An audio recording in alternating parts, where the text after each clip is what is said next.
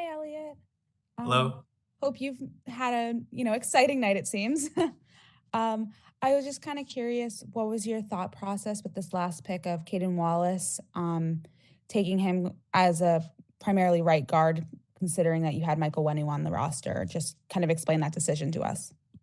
Yeah, so he was a guy that we felt was athletic enough to possibly make the switch over on the left side. Really good pass protector, really took a huge step forward this year as a four-year starter.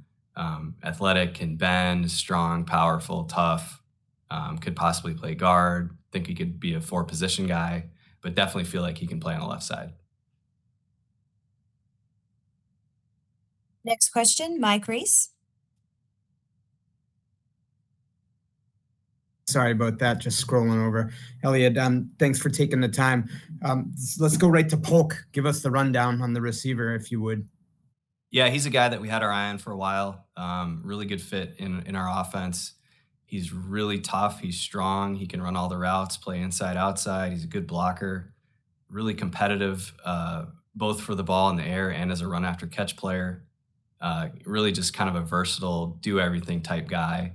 Who he ran a little bit faster than a lot of people expected. But when you turn the tape on, you see him running by people. So definitely excited to add him to the mix. Question, Doug Kyde. Hi, Eliot. With Jaylen Polk, is he a player that you could potentially see playing X receiver in the offense? Yeah, that's more of a question for Coach Mayo and Van Pelt. But you know, the system that I come from, we never really talked much about XZ slot. We just really tried to add really good receivers, and it would end up working out for us. So we feel like he's a guy that can play all the positions. Next question, Mike Giardi.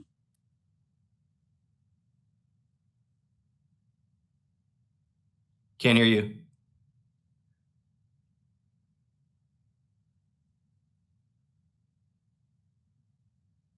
Mike, we'll come back to you. We'll go next question, Keegan Stiefel.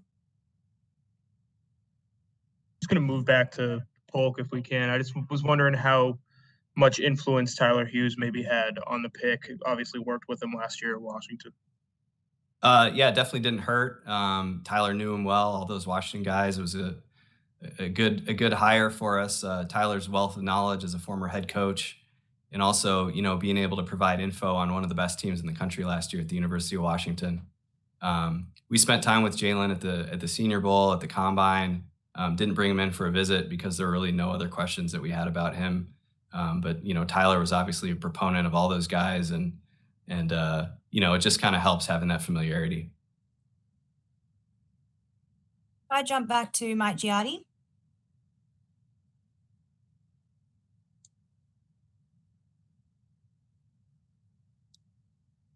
Fortunately, we still can't hear you, Mike. We'll jump ahead to Mark Daniels. I don't know what's going on with Mike. I mean, been on WebEx for a while now. So Eliot, you said yesterday when I asked about supporting Drake May, you mentioned shoring up the offensive line and adding more offensive weapons. How happy are you with being able to do that here on day 2 of the draft? It fell really nicely for us. Polk was a guy we had targeted. Wallace was a guy we had targeted. Some exploratory conversations about possibly moving back from 68. And then, it was just kind of like, well, why? This is the guy that we had wanted all along. So it sometimes it doesn't fall for you. It fell pretty nicely for us today. Thank you. Next question, Mike Reese. Eliot, this is like bigger picture on trades.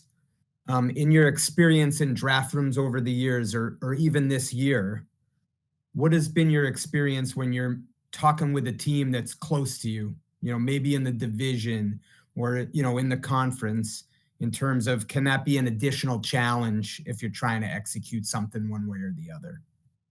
I think it can be at times. It depends on your relationship with the people that you're talking to. And we feel like we have actually really good relationships with all our division teams. Have a lot of respect for Brandon Bean, Chris Greer, and Joe Douglas. So that hasn't been a roadblock for us so far.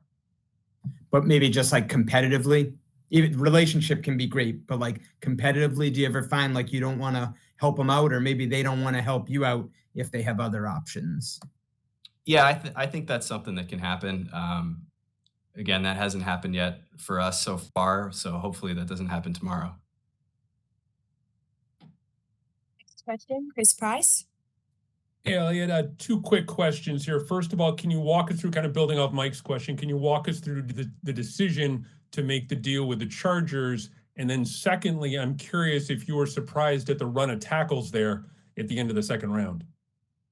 Yeah, so we felt like Polk was the player that we were going to pick at 34, and we felt based on some of the intel that we had from other teams that we would be able to trade back a little bit and still get him. So we made that deal and we're able to move up from the 5th to the 4th with the Chargers.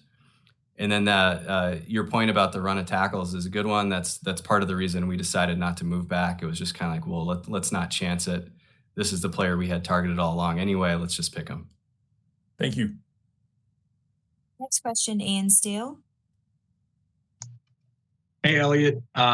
With your presence here on this Zoom call press conference, does this mean you guys are done for the day, or are you still exploring maybe coming back into the third? We're still going to do some exploration depending on how the board holds up. Obviously not keeping track of that right now, which has me pretty antsy, but we'll see how it goes. And next question, Nico Malley. Hi, Elliot. With taking Kaden, he's a guy who played his whole college career on the right side, and you also have the big extension from Mike Onwenu. That's two guys who have spent a lot of time on the right side. Is the team looking at either one of those guys at flipping over to the left side down the road? Yeah, we feel like Kaden has the athleticism to play over on the left side. Really, his teammate Olu Fashanu that the Jets drafted was the reason that he played on the right. So athletically, there's no reason why he couldn't make the switch over there. And he's a really smart, dedicated kid that we feel like can handle that. Thank you. And final question here from Taylor Kyles. Hi, Eliot. Thank you for your time.